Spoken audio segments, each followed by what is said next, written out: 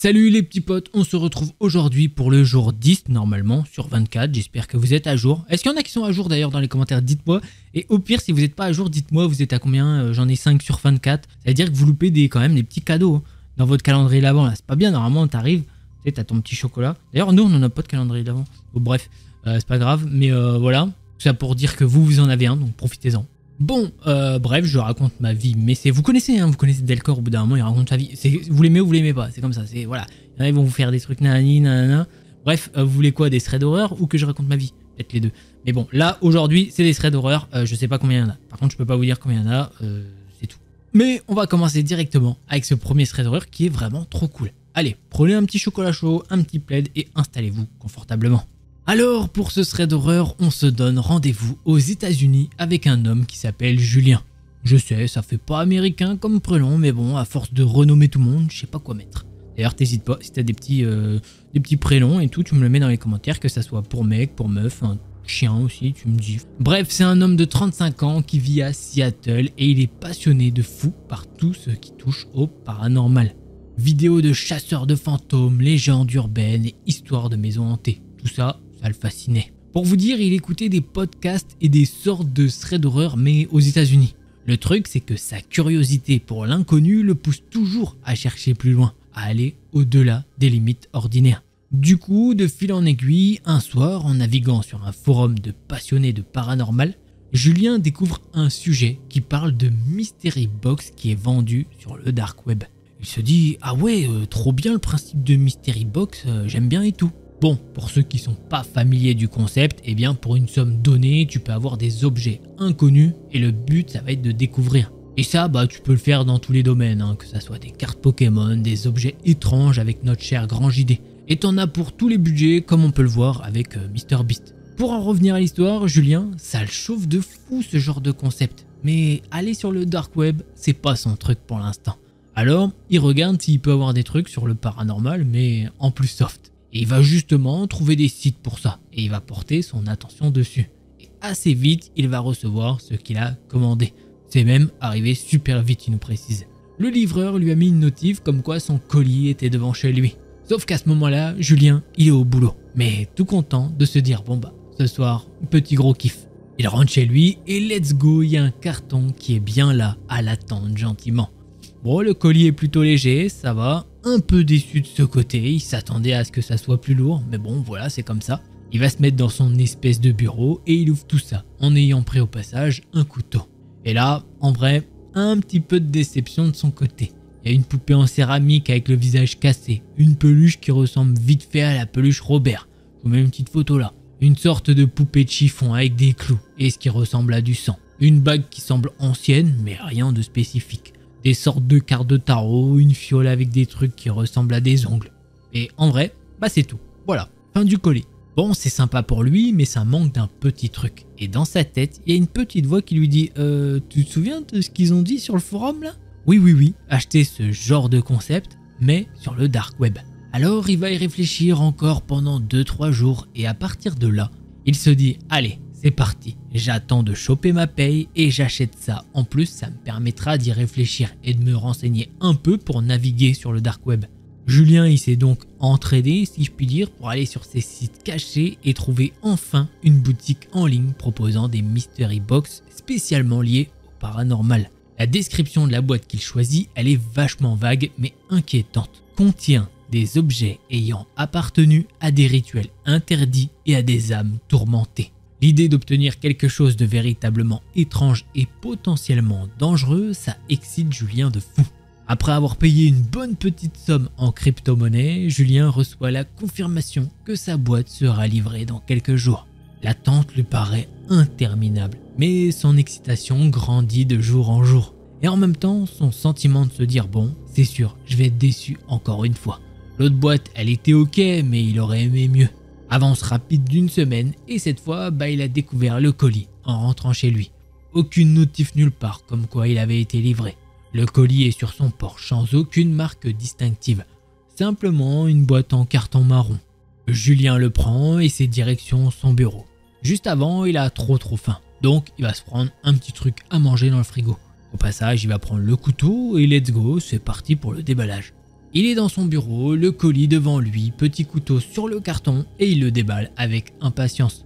À l'intérieur, il trouve une boîte en bois un peu usée. Une vieille poupée en porcelaine au visage fissuré. Un peu comme la dernière fois, mais cette fois-ci l'énergie est pas du tout la même.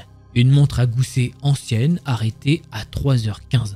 Une bougie noire déjà partiellement fondue et une lettre écrite à la main. Sur la lettre, c'est écrit « Ces objets ont une histoire. Utilisez à vos risques et périls.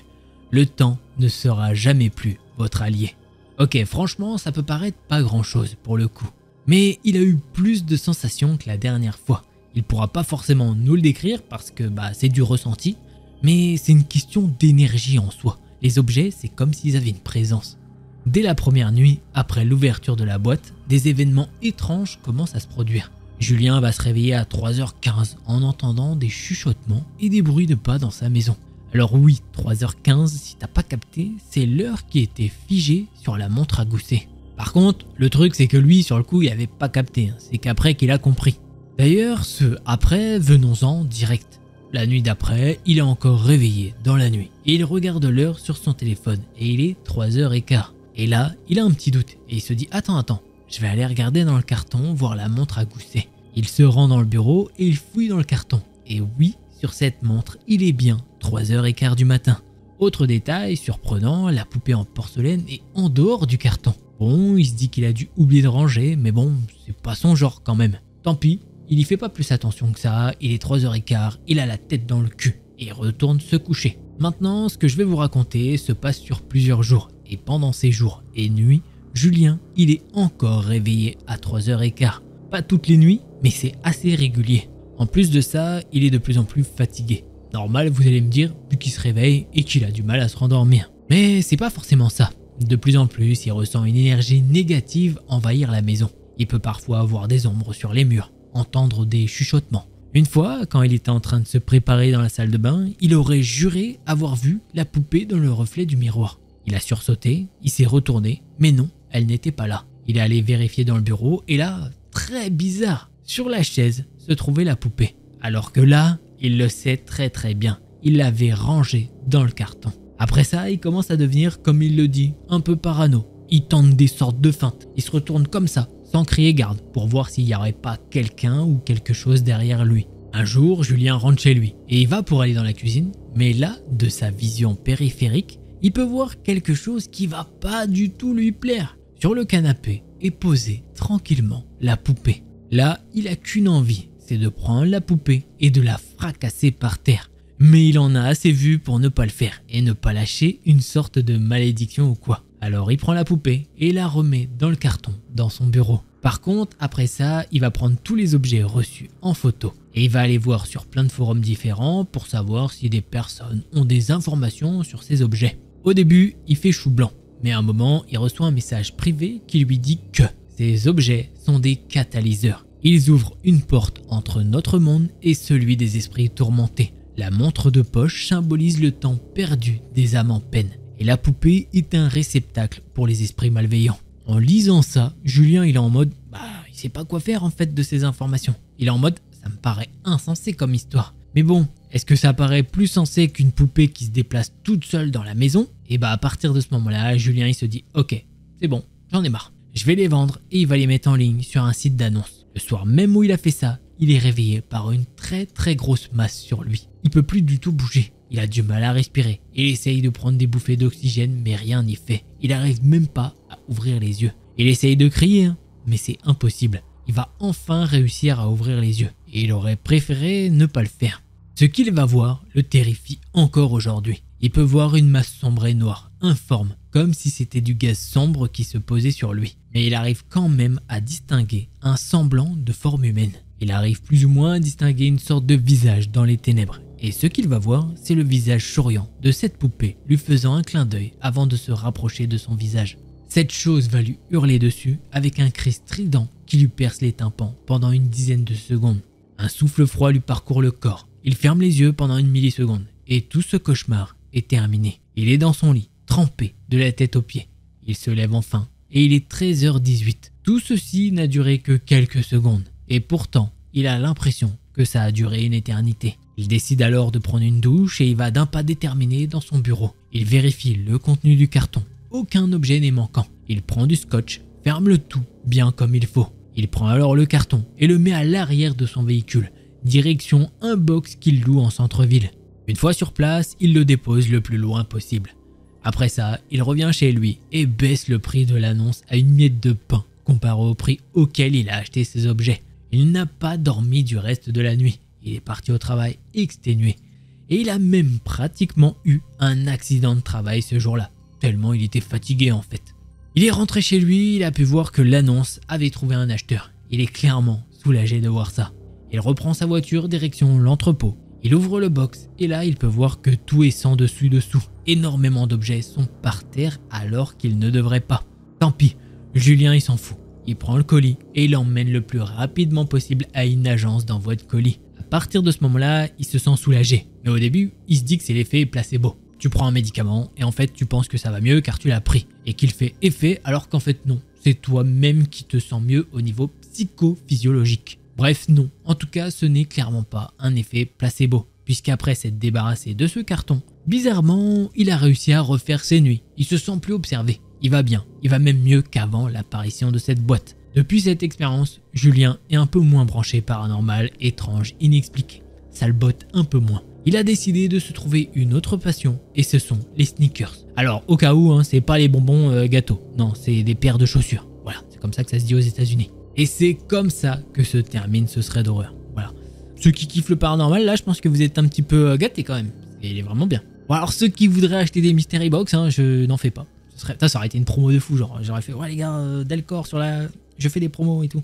Je sais pas ce que j'ai à vendre. Les gars, ce stylo, paf, mystery box, il sera dedans. Non, je déconne. Bref, allez, je vais cut ce thread et on va passer au prochain parce que sinon je vais commencer à dire n'importe quoi. Allez, prochain thread.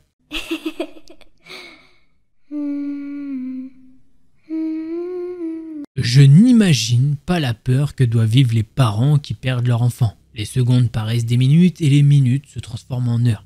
Et les heures en semaines carrément. On a l'impression que notre centre de gravité n'est plus connecté. Et tout autour nous semble gris. On se demande qu'est-ce que l'on a fait de mal. Est-ce que l'on aurait pu faire quelque chose de mieux? Et puis, à un moment donné, certaines personnes perdent espoir. Et tout devient noir autour d'eux. Alors j'aimerais qu'on donne de la force à ces personnes. Parce qu'à ce moment-là, ça doit être dur. Bien, après cette petite histoire qui a dû vous aiguiller sur le sujet du thread, on commence. Récemment, il y a eu une alerte orange. La fille d'Océane lui a demandé ce que signifiait ce bip.